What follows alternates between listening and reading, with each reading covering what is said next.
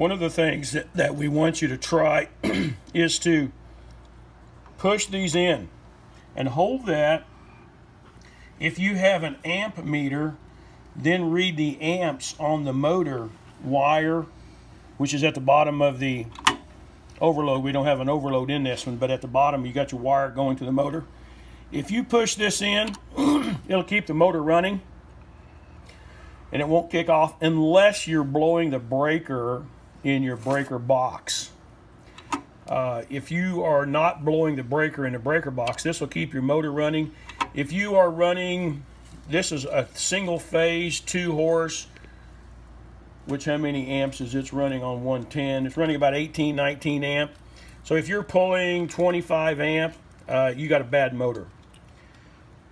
This will keep the motor running.